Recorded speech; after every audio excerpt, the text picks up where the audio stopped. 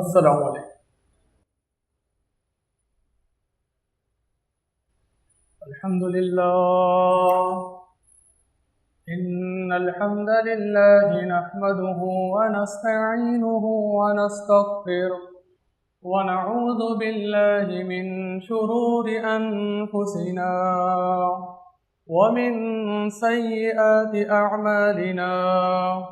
من يهده الله فلا مضل له ومن يضلله فلا هادي له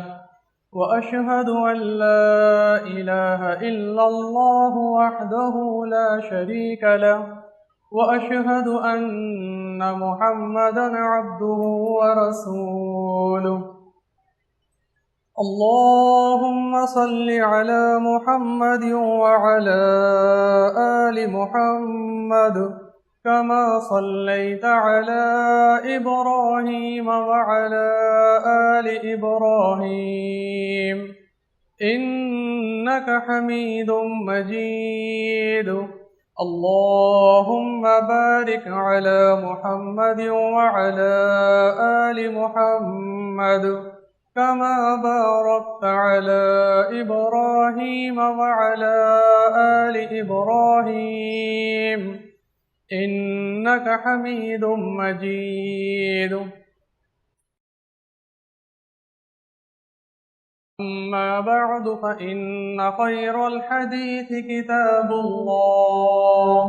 وخير الهدي هدي محمد صلى الله عليه وسلم وشر الأمور محدثاتها وكل محدثة بدعة وكل بدعة ضلالة وكل ضلالة في النار۔ سوء ظن، بدگمانی، غیر مثبت سوچ یہ ایک ایسی عادت ہے، ایک ایسا مرض ہے، اگر یہ عادت کسی بندے میں ہو تو وہ بندہ اللہ رب العالمین کی معیت سے دور ہوتا چلا جاتا ہے۔ اگر یہ عادت کسی بندے میں ہو تو وہ بندہ معاشرے کے لیے، اپنے خاندان کے لیے، رشتوں کے لیے فساد کا باعث بن جاتا ہے۔ ظن، گمان کئی طرح کا ہو سکتا ہے، لیکن اگر ظن کا تعلق اللہ رب العالمین کی ذات سے جڑا ہو کہ بندہ اللہ رب العالمین کے متعلق کیا سوچ رکھتا ہے، کہ جب کبھی اسے اللہ رب العالمین کے فرامین سنائے جاتے ہیں، اسے اللہ رب العالمین کے احکامات سنائے جاتے ہیں، کیا وہ اللہ رب العالمین کے احکامات سن کر اسے اپنی سوچ پر ترجیح دیتا ہے، یا پھر اللہ کے احکامات سن کر، اس کے فرامین سن کر اسے فراموش کر کر اپنے ظن کے مطابق، اپنے گمان کے مطابق چلتا ہے؟ ایسا شخص کہ جو اللہ کے فرامین سننے کے بعد، اللہ کے احکامات سننے کے بعد اپنی خواہشات پر عمل کرے، اپنے گمان پر عمل کرے، تو ایسے شخص کے متعلق اللہ رب العالمین سورہ جاثیہ میں ارشاد فرماتا ہے، اعوذ باللہ السمیع العلیم من الشیطان الرجیم من ہمزہ ونفخہ ونفثہ افرأیت من اتخذ الہہ ہوا، کہ اے رسول صلی اللہ علیہ وسلم آپ نے اس شخص کو نہیں دیکھا کہ جس نے اپنی خواہشات کو اپنا الہ بنایا ہوا ہے؟ اضل اللہ علی علم وختم علی سمعہ وقلبہ وجعل علی بصرہ غشاوہ، تو اللہ رب العالمین نے اسے گمراہ کر دیا ہے، باوجود اس کے کہ اس کے پاس علم موجود تھا، وہ صحیح راستے سے گمراہ ہو چکا ہے۔ تو اللہ رب العالمین نے اس کی سماعت پر، اس کے دل پر مہر لگا دی ہے، اور اس کی آنکھوں پر پردہ پڑا ہوا ہے۔ تو ایسا شخص فَمَن يَهْدِيهِ مِن بَعْدِ اللَّهِ، تو کون ہے اس شخص کو کہ جب کہ اللہ نے اسے گمراہ کر دیا ہے ہدایت سے سرفراز کر دے؟ افلا تتذکرون، تو کیا تم نصیحت حاصل نہیں کرتے؟ یعنی ایسا شخص کہ جو اپنے خواہشات کا تابع ہے، اپنے ظن کا تابع ہے، وہ شخص جو اپنی سوچ کے مطابق چلتا ہے، ایسے شخص کو اللہ رب العالمین ہدایت سے ہٹا دیتا ہے۔ ایسے شخص کے دل پر، ایسے شخص کی سماعت پر اللہ رب العالمین مہر لگا دیتا ہے اور اس شخص کی آنکھوں پر پردہ پڑ جاتا ہے۔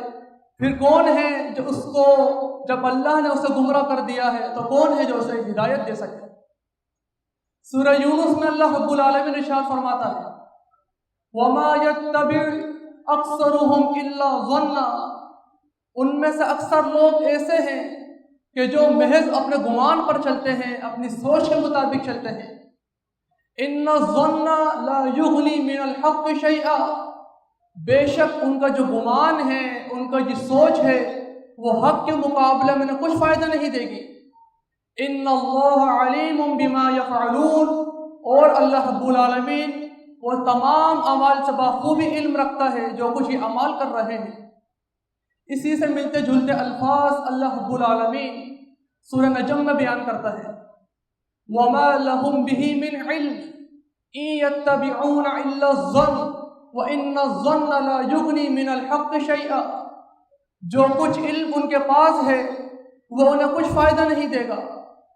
مگر یہ جو کچھ عمل کرتے ہیں، جو جس چیز کی یہ اتباع کرتے ہیں، وہ محض ان کے گمان ہیں، اور بے شک گمان جو ہے، جو سوچ ہے، وہ حق کے مقابلے میں کچھ بھی فائدہ نہیں دے گی۔ تو ہمیں یہ سوچنا ہے، یہ سمجھنا ہے، جو کچھ ہم عمل کرتے ہیں، کیا ہم من و ان اللہ رب العالمین کے فرامین کو سن کر اس پہ عمل کرتے ہیں، یا پھر اللہ رب العالمین کے احکام کے آگے اپنی سوچ کو لے آتے ہیں، اپنے ظن کو لے آتے ہیں اور اپنے خواہشات کے مطابق چلتے ہیں۔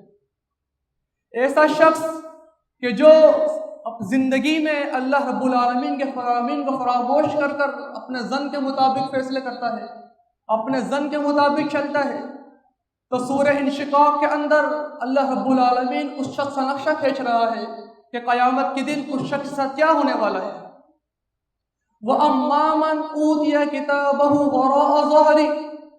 فَسَوْفَ يَدْعُو ثُبُورًا، جب اس شخص کو نامہ اعمال اس کے پیٹھ کے پیچھے سے دیا جائے گا، فَسَوْفَ يَدْعُو ثُبُورًا، تو وہ موت کو پکارے گا، وَيَصْلَىٰ سَعِيرًا، ان قریب اس کو جہنم کی بھڑکتی ہوئی آگ میں ڈال دیا جائے گا۔ إِنَّهُ كَانَ فِي أَهْلِهِ مَسْرُورًا، وجہ یہ تھی کہ وہ اپنے اہل و عیال میں، اپنے خاندان میں خوش و خرم تھا۔ إِنَّهُ ظَنَّ أَن لَّن يَحُورَ، اس نے یہ گمان کر لیا تھا، اس نے یہ سوچ رکھی تھی کہ اللہ رب العالمین کے سامنے قیامت کے دن وہ حساب و کتاب کے لیے پیش نہیں کیا جائے گا۔ بلا ان ربہ کان بہ بصیرا، ہرگز نہیں، اس کا رب اسے دیکھ رہا تھا جو کچھ اعمال وہ کر رہا تھا۔ تو اگر ہم یہ چاہتے ہیں کہ قیامت کے دن ہم سرخرو ہو سکیں، قیامت کے دن کامیاب ہو سکیں، تو ہمیں اپنے ظن کو چھوڑ کر اللہ رب العالمین کے فرامین کو ترجیح دینی ہوگی، اس کے مطابق اپنے زندگی بسر کرنی ہوگی۔ صحیح بخاری صحیح مسلم میں ہے قال اللہ عز وجل، اللہ عز وجل ارشاد فرماتا ہے، حدیث قدسی ہے، انا عند ظن عبدی، کہ بے شک میں بندے کے گمان کے ساتھ ہوں، وانا معه حیث یذکرنی، اور میں اس کے ساتھ ہوتا ہوں جہاں کہیں وہ مجھے یاد کرتا ہے۔ ومن تقرب الی شبرا تقربت الیہ ذراعا، جب بندہ میرے قریب ایک بالشت آتا ہے تو اللہ اس کے نزدیک ایک ذراع آ جاتا ہے۔ ومن تقرب الیہ ذراعا تقربت الیہ باعا، اور جب بندہ اللہ کے نزدیک ایک ذراع آتا ہے تو اللہ اس کے نزدیک ایک باع آ جاتا ہے، اور جب بندہ اللہ کے نزدیک چل کر آتا ہے تو اللہ رب العالمین اپنے اس بندے کے نزدیک دوڑ کر آ جاتا ہے۔ تو اگر ہمارا گمان اچھا ہوگا، ہماری سوچ اچھی ہوگی، ہم اچھا گمان کریں گے تو یقیناً اللہ رب العالمین بھی ہمارے ساتھ اچھے معاملات کرے گا۔ لیکن اگر ہمارا گمان صحیح نہیں ہوگا، ہم بدگمان ہوں گے، ہمارا گمان سوء ظن ہوگا، تو یقیناً ہمارے ساتھ وہی معاملات ہوں گے کہ جس طریقے کا گمان ہم اللہ رب العالمین کے لیے کر رہے ہیں۔ یہ تھا گمان کا معاملہ اللہ رب العالمین کے ساتھ۔ اور ایک گمان کا معاملہ بندوں کا آپس میں ہوتا ہے کہ بندے آپس میں ایک دوسرے کے لیے کس طرح گمان کر رہے ہیں۔ سورہ حجرات میں اللہ رب العالمین ارشاد فرماتا ہے، یا ایھا الذین آمنوا اجتنبوا کثیرا من الظن ان بعض الظن اثم فلا تجسسوا ولا یغتب بعضکم بعضا ایحب احدکم ان یأکل لحم اخیہ میتا فکرہتموہ۔ اے ایمان والو، بہت زیادہ گمان کرنے سے بچا کرو، بے شک بعض گمان گناہ بن جاتے ہیں۔ اور تم آپس میں ایک دوسرے کی جاسوسی نہ کیا کرو، اور نہ ہی ایک دوسرے کی غیبت کیا کرو۔ ایک دوسرے کی غیبت کرنا بالکل ایسا ہی ہے کہ جیسے اپنے مردہ بھائی کا گوشت کھانا، فَقَرِحْتُمُوهُ، یقیناً تم اس سے کراہت حاصل کرو گے۔ وَاتَّقُوا اللَّهَ، تو اس معاملے میں اللہ سے ڈرو۔ إِنَّ اللَّهَ تَوَّابٌ رَحِيمٌ، بے شک اللہ رب العالمین توبہ قبول کرنے والا اور رحم کرنے والا ہے۔ تو ہمیں اللہ رب العالمین نے ایک پرامن، ایک محبت والے معاشرے کا فارمولہ پیش کیا ہے۔ اگر ہم چاہتے ہیں اپنے معاشرے کو پرامن، محبت اور اتفاق والا بنائیں تو ہمیں آپس میں ایک دوسرے کے لیے اچھے گمان رکھنے ہوں گے، آپس میں ایک دوسرے کے لیے بدگمانی سے بچنا ہوگا، ایک دوسرے کی جاسوسی سے بچنا ہوگا، ایک دوسرے کی غیبت سے بچنا ہوگا، کیونکہ یہ غیبت بالکل ایسا ہی ہے کہ جب کوئی دو بندے آپس میں اپنے بھائی کی غیبت کر رہے ہوتے ہیں تو گویا وہ اس طرح سے ہے کہ وہ اپنے مردہ بھائی کا گوشت کھا رہے ہیں۔ یقیناً یہ ہم میں سے ہر شخص اس کو ناپسندیدگی اختیار کرے گا، ہم میں سے ہر شخص اس کو ناپسند اختیار کرے گا۔ صحیح بخاری صحیح مسلم میں ہے، فرماتے اللہ کے رسول صلی اللہ علیہ وسلم، ایاکم والظن فإن الظن اکذب الحدیث، کہ اے مومنین گمان سے بچو، کیونکہ گمان ہی سب سے جھوٹی بات ہے، یعنی بات کے لحاظ سے جو گمان ہے یہ سب سے بڑے جھوٹ ہے۔ ولا تحسسوا ولا تجسسوا ولا تحاسدوا ولا تغابروا ولا تدابروا وقولوا عباد اللہ اخوانا،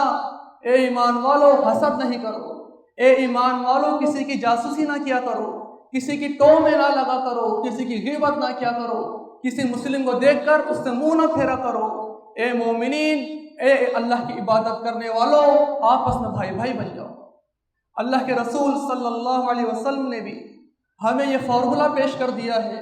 اگر ہم محبت کے ساتھ، اتفاق کے ساتھ رہنا چاہتے ہیں تو ہمیں سوء ظن کو ختم کر کر حسن ظن کو اپنے اندر پیدا کرنا ہوگا، چاہے معاملہ ہمارے گھر میں ہی کیوں نہ ہو، چاہے معاملہ والدین کا بچوں کے ساتھ ہی کیوں نہ ہو، چاہے معاملہ